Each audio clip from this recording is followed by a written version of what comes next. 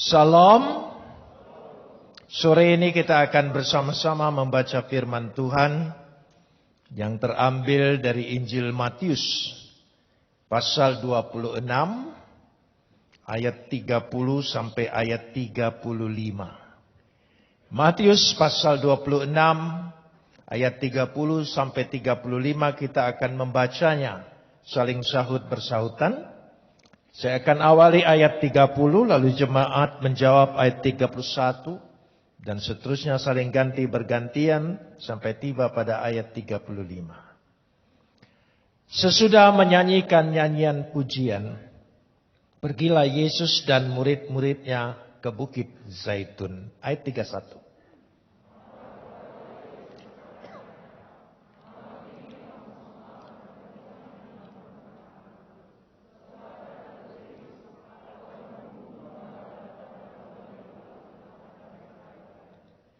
Akan tetapi sesudah aku bangkit, aku akan mendahului kamu ke Galilea.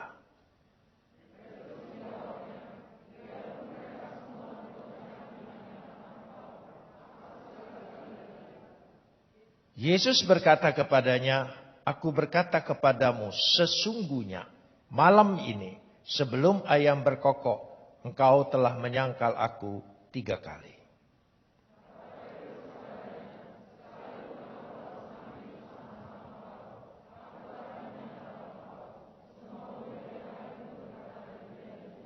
Kapot leha Adonai Elohenu kapot leha. Segala kemuliaan ya Adonai Tuhanku, kemuliaan bagimu. Hari Paskah adalah hari yang paling penting dalam segala perayaan bagi orang Yahudi. Karena Paskah mengingatkan mereka bahwa kelepasan, kebebasan, kemerdekaan yang Tuhan berikan bagi umat itu.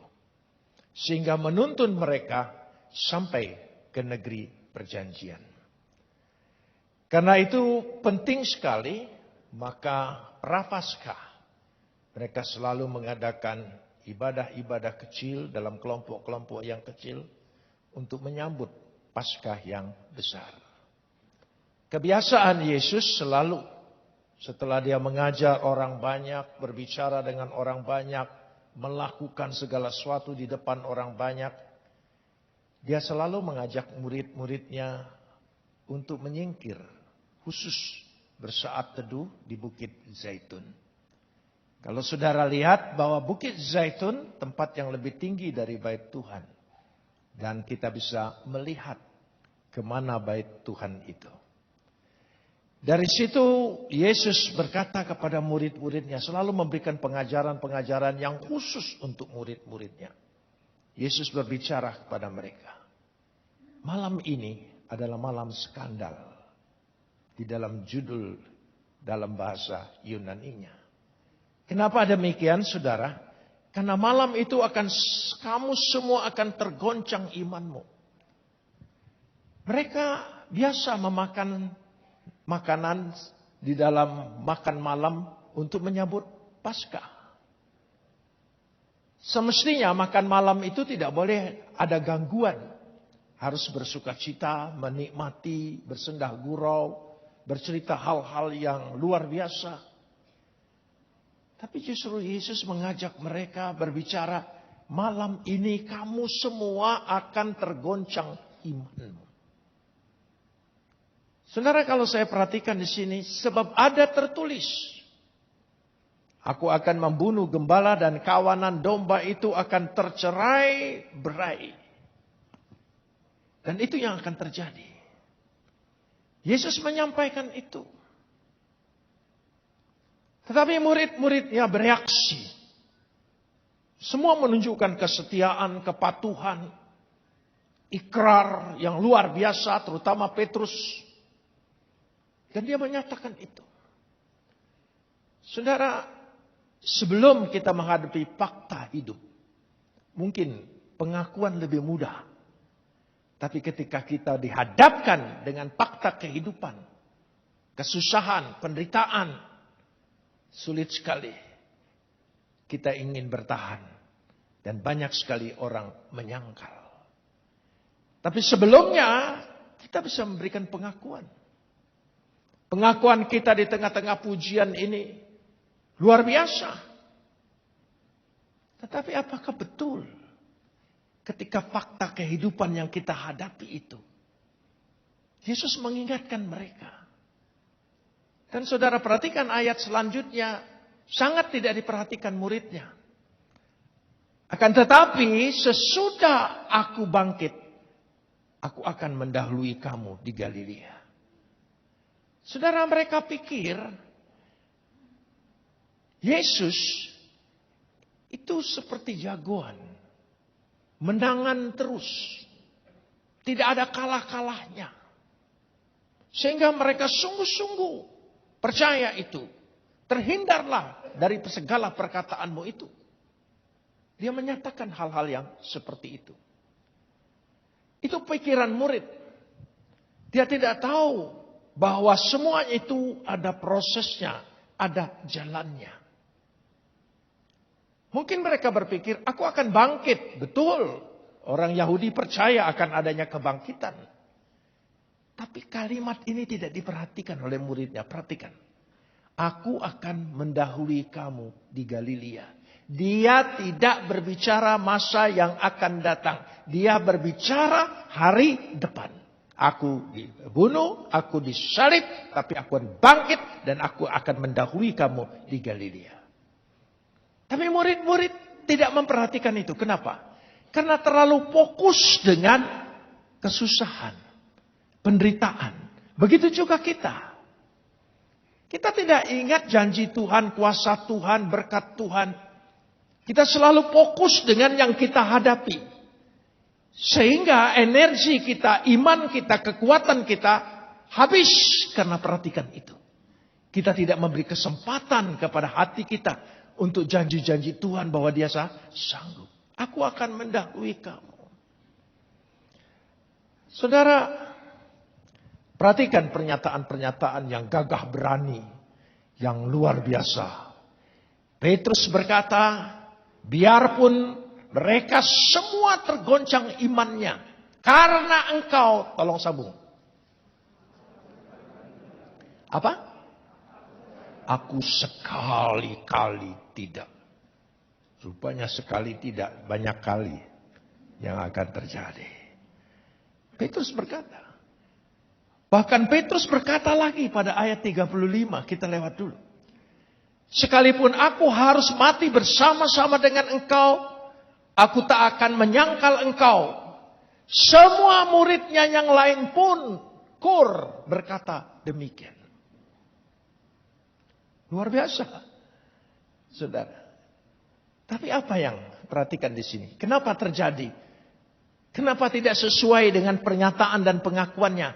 Karena yang diandalkan dalam kalimat-kalimat yang kita baca tadi, ada sesuatu kata-kata yang ditekankan. Aku.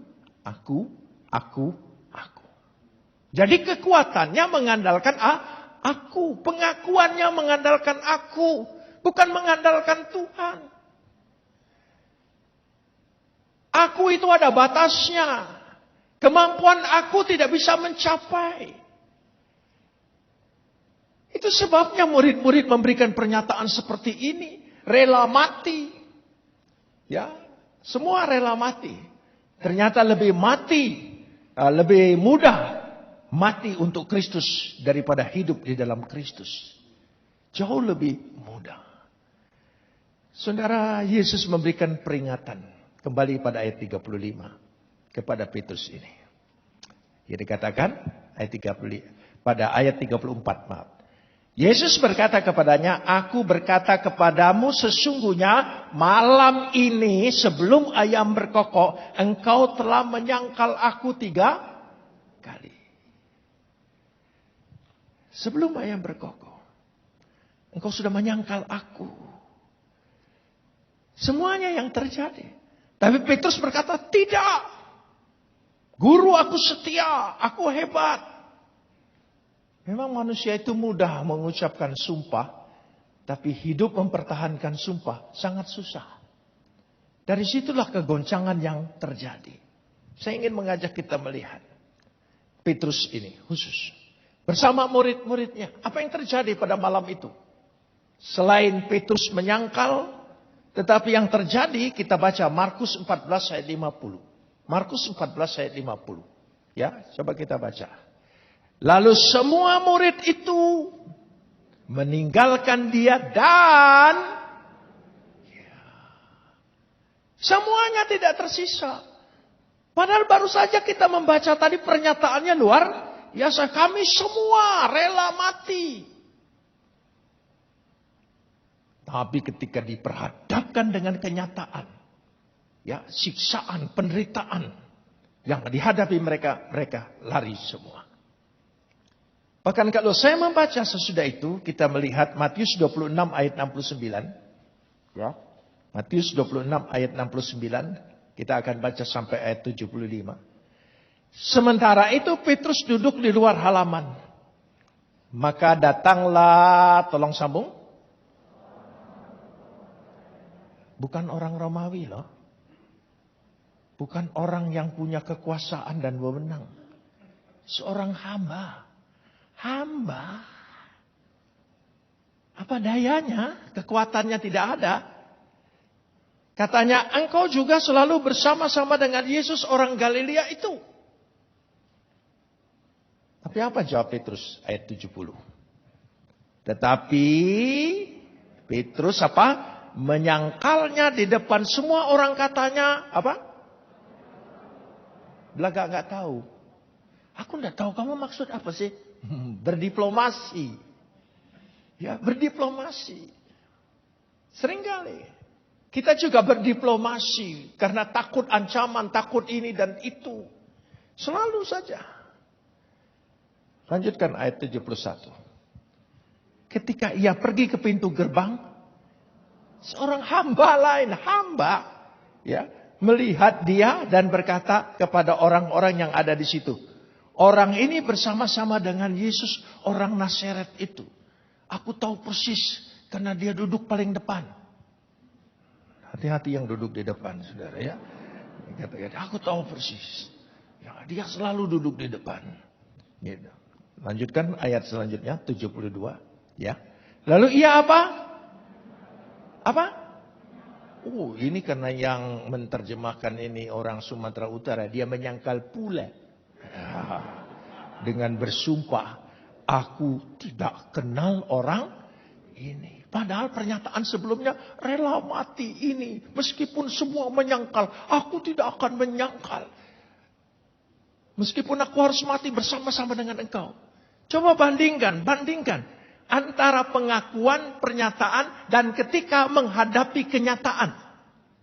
Itulah kita. Jadi ketika kita di gereja, kita memberikan pengakuan yang luar biasa. Dari doa, dari pengakuan iman, dari puji-pujian kita. Itu kan pengakuan kita kepada dia. Tapi nyatanya ketika kita menghadapi masalah, persoalan, ya, kesusahan, pergumulan di dalam hidup, tidak bertahan. Karena itu, semua tidak bertahan. Hanya kekuatan Tuhan yang memberikan kita kekuatan. Amin, saudara. Semua tidak. Saya ingin kasih contoh lebih mudah lagi. Supaya lebih mudah dicerna.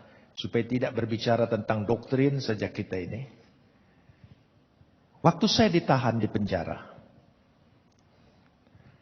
Menjelang 2 tahun.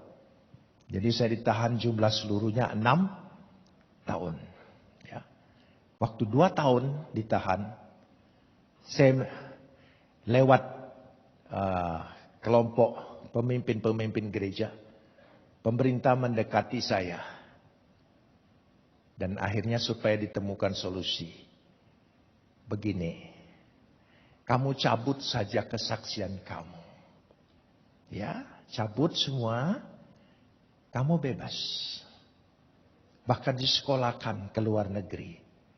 Gereja sudah kami hubungi, siap untuk menyekolahkan engkau di luar negeri. Tapi tarik dulu perkataan-perkataanmu, ya, tentang perbandingan-perbandinganmu, tarik dulu. Saudara, Ditahan setelah 2 tahun, itu bukan kapok lagi. Udah habis kapoknya, saudara. Iya. Lalu ada harapan. Karena pada masa pemerintahan waktu itu, semua orang yang ditahan karena tuduhan Pempres 11 subversi, itu tidak tahu kapan keluarnya. Tidak tahu. Jadi kalau ada tawaran keluar, oh ini. Lalu saya bicara dengan teman-teman dalam penjara. Teman-teman dalam penjara bilang, ya sudah, pura-pura aja.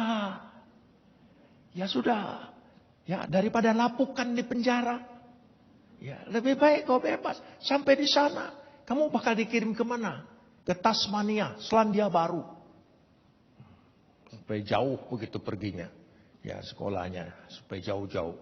Ya, gereja sudah memfasilitasi. Ya, tiket sudah disiapkan. Paspor disiapkan. Godaan. Akhirnya, oke, saya bilang. Mungkin ini jalan Tuhan. Mungkin jalan Tuhan. Jadi kami mempersiapkan foto paspor segala macam. Ya karena itu oleh penguasa, semua gerak cepat, 1 hari selesai. Sudah. Nanti akan ada tim yang membuat pernyataan, tanda tangan, engkau mencabut semua. Malam itu saya tidak bisa tidur. Karena membayangkan bebas. Ya, tapi hati kecil selalu berbisik.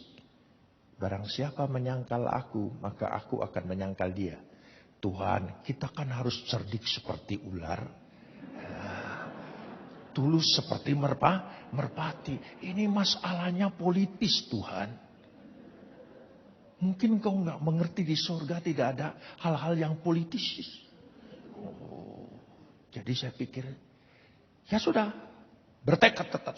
Suara hati kecil jangan sangkal, jangan sangkal. Tapi, ya, kemauan untuk bebas lebih besar dari suara itu. Tidak. Gara-gara pertentangan itu saya tidak bisa tidur. Tunggu besok pagi. Waduh, jam itu detik demi detik. Begitu pagi sudah mandi, sudah siap. Tunggu panggilan. Wah. Oh, sudah membayangkan Tasmania. Iya. Ya, sekolah di sana. Ya, pokoknya buat aja. Sudah. Besoknya saya dipanggil kira-kira jam 10 pagi. Saya menghadap. Saya sudah siap. Tanda tangan. Siap. Jangan saudara pikir saya kuat, hebat, bertahan. Enggak. Lembek. Lembek. Enggak kuat. Ya. Tidak kuat. Siapa bilang kuat? Enggak kuat. Akhirnya saya menghadap. Lalu mereka semua sudah senyum. Tim pemeriksa. Biasanya beringas. Galak. Waduh, pasang muka berwibawa. Gitu ya. Padahal tanpa wibawa mereka semua. Ya. Lalu saya disodorin surat. Saya baca. Silakan tanda tangan. Nafsu siap tanda tangan. Tapi apa yang keluar dari mulut saya? Saya Abu Bakar Masyur Yusuf Roni. Seujung rambut pun tidak akan menyangkal Yesus adalah juru selamatku. Yang keluar itu. Saya sampai kaget. Aku kok ngomong apa ini tadi? Aku ngomong apa? Yang keluar itu. Jadi kalau engkau bertahan iman kuat itu pilihan Tuhan. Itu kekuatan Tuhan yang kekal dalam dirimu. Bukan kemampuanmu. Bukan kita hebat karena kita beriman. Kalau iman tidak diberikan kepada kita, tidak mungkin kita beriman. Iman itu karunia. Amin saudara. Karunia. Meskipun kita tersiok-siok seperti ini. Itu bukan tekad-tekad iman kita. Tapi iman yang diberikan oleh Tuhan. Karunia. Ucap syukur kepada dia. Amin saudara. Luar biasa. Marahlah mereka. Saya dimasukkan lagi.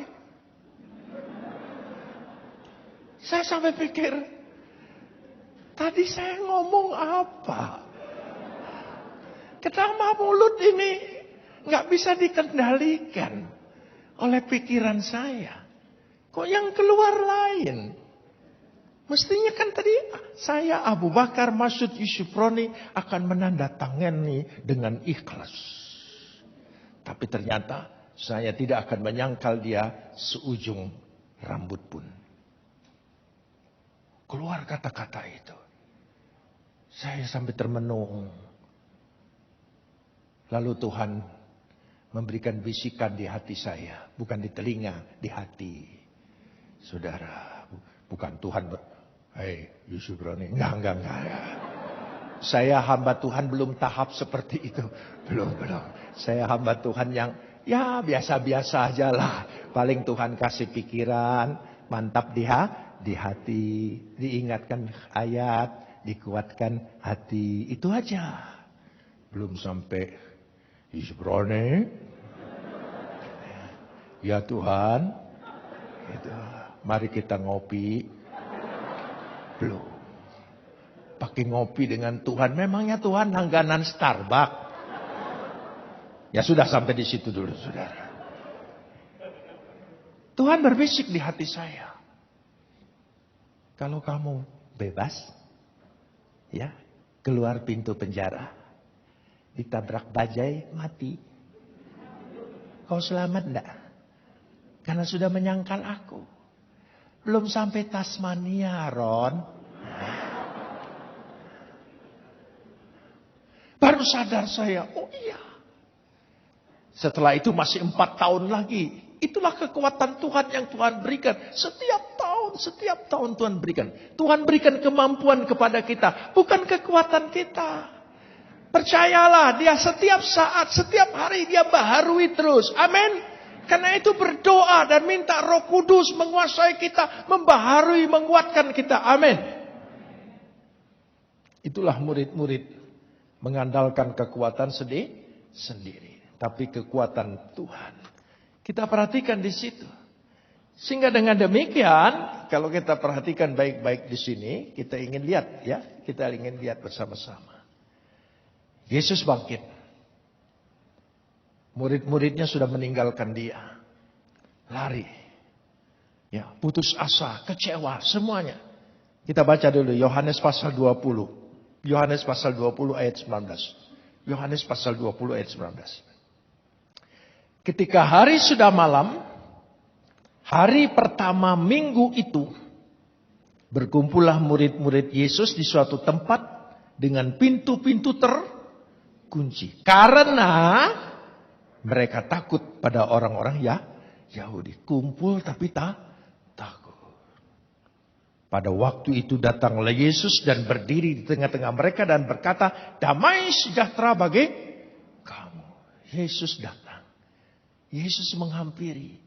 Murid-muridnya putus asa. Murid-muridnya sudah lari. Dia tidak lari dari tanggung jawab kepada murid-muridnya. Dia datangi, dia kunjungi. Amin. Dia datang dalam kehidupan kita. Dia tidak biarkan kita sendirian. Lanjutkan ayatnya ke-20. Ya, dikatakan deh. Ya ayat. Sesudah berkata demikian, ia menunjukkan apa? Tangannya dan lambungnya kepada mereka. Murid-murid itu bersukacita karena melihat Tuhan. Dia tunjukkan. Nih bekas lukanya masih ada. Masih ada. Saudara perhatikan. Ketika saya baca ayat ini saya mikir. Dia Tuhan.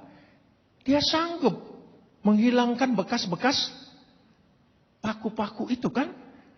Lobang-lobang itu. Dia sanggup pulihkan. Tapi dia biarkan. Kenapa? Untuk jadi bukti. Tanda. Aku sudah mati. Dan luka-luka ini sebagai jaminan. Tanda bagi kita bahwa engkau diselamatkan. Ada bukti yang nyata bahwa kita dijamin oleh dia. Dia tidak hilangkan. Tidak. Untuk bukti nanti. Sampai nanti.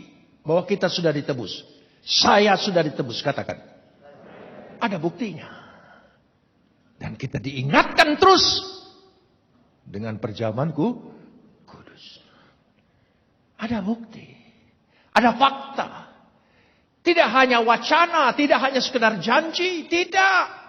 Keselamatan yang kita miliki di dalam Kristus Yesus adalah fakta sejarah di dalam kehidupan kita. Ada bukti yang nyata di dalam seluruh luka-luka Yesus. Amin. Ya, dia sanggup hilangkan, tapi dia tidak hilangkan untuk menjadi bukti. Kita lanjutkan tadi ayat berapa? Ya, ayat 21. Kata Yesus sekali lagi, damai sejahtera bagi kamu, seperti Bapa mengutus aku, demikian juga ya sekarang aku mengutus kamu. Kita baca lagi. Ya, dia memberikan damai sejahtera tadi. Ya mungkin yang pertama salam. Yang kedua dia memberikan damai. Dia berikan damai itu. Ketenangan, kedamaian di dalam hidup kita, dalam hati kita. Setelah kita terima, sama seperti Bapa, tolong sambung. Sama seperti Bapa mengutus aku, demikian juga sekarang. Demikian juga sekarang. Artinya kita orang percaya, kita ini adalah utusan-utusan Tuhan. Utusan bukan duduk dengan tenang, diam, sekedar beragama dan beriman. Pergi! Keluar! Jangkau jiwa-jiwa. Amin. Jangan lupa itu tugas orang percaya. Yang seringkali dilupakan oleh kita. Atau kita pura-pura tidak tahu. Pura-pura tidak ingat. Aku belum dengar itu. Jangan ngotai diri sendiri, saudara ya. Kita harus sungguh-sungguh tahu. Kita ini utusan. Kita bukan sekedar beragama, jadi murid. Mendengar firman Tuhan setiap minggu ibadah, itu tidak salah, itu memang betul. Tapi tidak sampai di situ, tidak sampai di situ. Seorang diangkat duta besar, dia pergi tak ke negeri yang diutus? Pergi. Kalau dia tidak pergi, itu bukan duta besar. Dia pergi. Saudara kita utusan? Saudara utusan? Pergi. Keluar. Kabarkan. Sebarkan. Berita. Cari jiwa. Amin. Cari jiwa. Jangan saudara pikir, aku bukan penginjil. Itu ayatnya kita baca lagi. Ya. Sama seperti Bapa mengutus aku, demikian juga sekarang aku mengutus penginjil-penginjil, khusus petugas-petugas gereja, pendeta-pendeta gereja. Jangan manipulasi ayat ya. Ayatnya bunyi apa? Aku mengutus kamu. Artinya jamak. Banyak, semua ini diutus. Menangkan kota Palembang bagi Tuhan. Amin saudara. Ya. Ayat 22. Kita lanjutkan. Ya. Lanjutkan. Dan sesudah berkata demikian. Apa?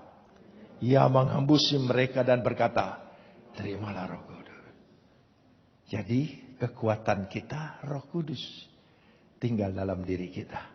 Dia sanggup mengurapi kita. Dia sanggup memampukan kita. Dia memberikan karunia-karunia kepada kita. Melengkapi kita dengan karunia-karunianya. Itulah Roh Kudus. Ya.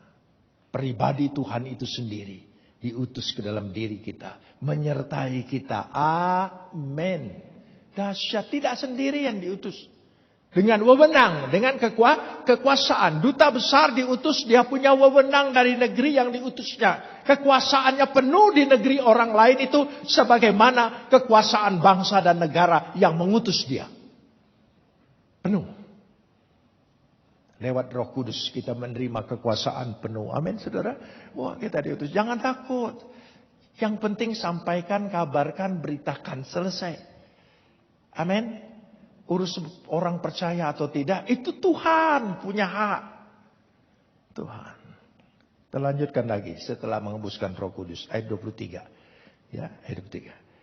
Jikalau kamu mengampuni dosa orang, dosanya diampuni. Dan jikalau kamu menyatakan dosa orang tetap ada, dosanya tetap ada. Dahsyat kekuasaannya. Dahsyat. Utusan itu punya kekuasaan lewat Roh Kudus. Hebat, saudara.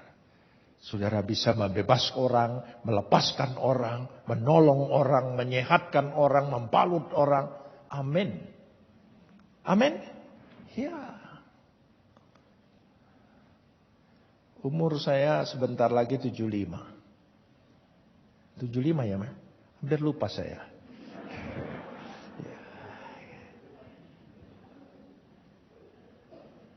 Setiap bulan saya pergi ke desa-desa. Saya punya 52 pos di desa-desa. Di Jawa Barat. Bukan di Nias. Yang sudah mayoritas Kristen. Bukan di Toraja. Bukan di Minahasa. Bukan di Tondano. Di Jawa Barat. Ya. Penting itu. Dan sukacita. Luar biasa. Tuhan tolong berbagai cara. Berbagai cara. Selalu saya berdoa. Ketika saya masuk satu desa atau satu kampung. Saya berdoa apa doa saya? Tuhan temukan saya dengan orang Tuhan. Orangmu Tuhan tolong. Saudara tahu. Setiap tempat itu ada orangnya Tuhan. Kalau kita ketemu. Oh dahsyat.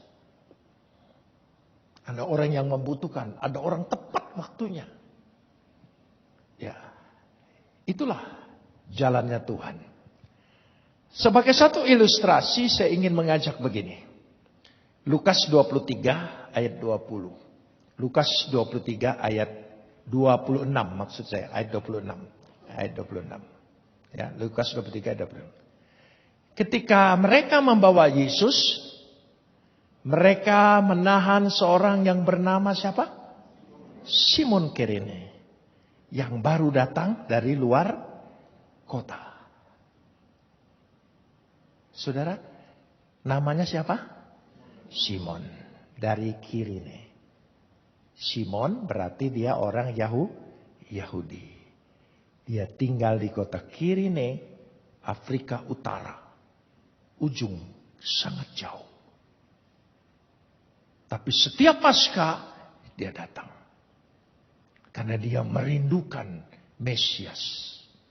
Dan dia tahu Mesias itu akan datang di kota Yerusalem. Maka setiap Paskah. Dan dia tahu kedatangannya adalah Paskah. Ya momentumnya adalah Paskah. Maka Simon Kirene hampir setiap tahun mengunjungi. Itulah kerinduannya. Meskipun jauh tempatnya. Dia datang. Itu satu sisi. Kita lanjutkan dulu. Begitu datang di kota Yerusalem. Ada rame-rame accident. Ya. Dia melihat. Apa yang terjadi. Tanpa disadari. Ketika Yesus jatuh. Memikul salib. Ada dia di situ. Ayat tadi apa? Ya. Yang baru datang. Ini yang baru datang dari kota, lalu diletakkan salib di atas bahunya. Dia diseret oleh tentara Romawi itu. Ini nih kamu. Coba saudara. Supaya kita pikir. Kira-kira Simon Kirene bagaimana? Aku ini sial. Ya. Tidak tepat waktunya. Tidak tepat tempatnya. Sial banget. Kira-kira Simon Kirene waktu memikul salib itu ikhlas, rela, atau kepaksa? Ayo jujur. Kepaksa. Ya. Bisa saja kepaksa. Bisa saja dia berpikir ini, aduh kenapa aku harus ketemu begini? Saudara, tanpa disadari oleh dia, yang kita anggap itu sebuah accident. Ya. Sebuah kesialan. Tapi dia sungguh-sungguh kerinduannya untuk berjumpa dengan Mesias. Ketemu. Amin. Jadi jangan takut ketika kita menghadapi hal-hal yang kita pikir tidak menguntungkan diri kita. Siapa tahu itu keluarnya jalan Tuhan. Pertolongan Tuhan di dalam hidupmu. Katakan amin. Iya. Dia ketemu. Hanya segitu namanya cukup. Simon Kirene. Kenapa dia tahu itu Mesias? Kita lanjutkan ayatnya. Sementara dia pikul salib. Mau naik ke Golgota. Sejumlah besar orang mengikuti Yesus. Dia tentu mikulnya dekat kan? Banyak perempuan yang menangisi dia dan meratapi dia. Ayat 28. Ya. Yesus berpaling pada mereka dan berkata, "Hai putri-putri Yerusalem, janganlah kamu menangisi aku, melainkan tangisilah dirimu sendiri dan anak-anakmu." Ayat 29. Ya. Sebab lihat, akan tiba masanya orang berkata, "Berbahagialah perempuan mandul yang rahimnya tidak pernah melahirkan dan yang susunya tidak pernah menyusui." Tolong lanjutkan lagi ya.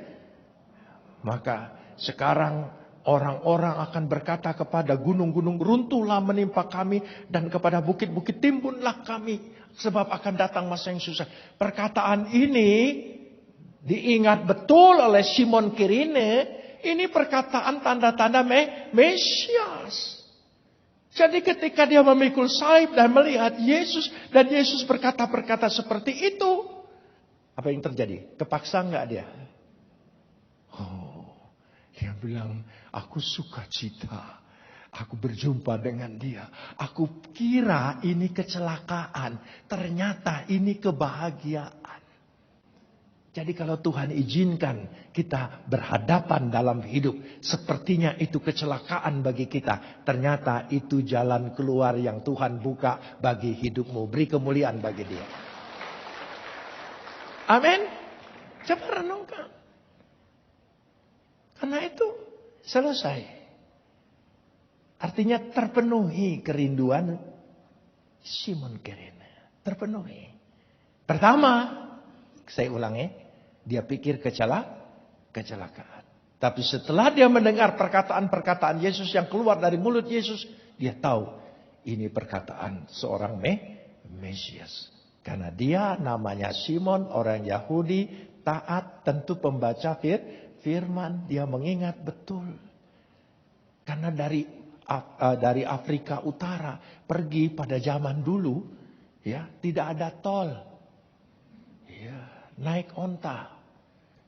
Naik onta itu jangankan saudara pikir 1 kilo. 10 kilo. 1 kilo aja. Pinggangmu sudah rengkok. Copot semua saudara. Karena dia tidak jalannya. Karena dia jalannya joget. Nah kita harus ngikutin. Ketika kita naik onta, kita suka nahan diri kan? Nahan, tidak ikutin dia. Tambah di situ sakitnya. Makanya nanti kalau pergi ke Israel atau kemana, ke Mesir seumpamanya naik ke Gunung Sinai. Saudara kalau naik onta, ya jangan sembarang naik. Naik pilih dulu yang agak longgar. Ya, jangan yang sempit. Nanti kejepit saudara begini ya. Nah, gitu. Jadi naik yang longgar, jadi saudara bisa pegang. Dan jangan nahan ketika dia goyang ke depan dan goyang ke belakang. Ikutin iramanya. Nikmat sampai 10 kilo.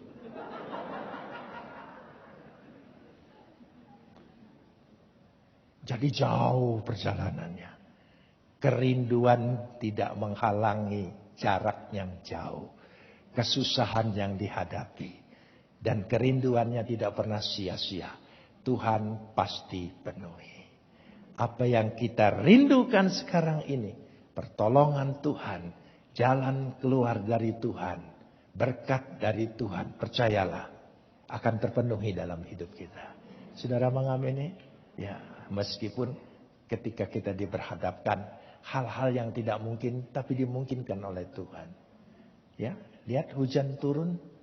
Wah, setapak awan. Tidak mungkin. Tapi kemudian hujan lebat. Begitulah cara-cara Tuhan. Itu namanya mujizat. Amin. Mari kita berdoa.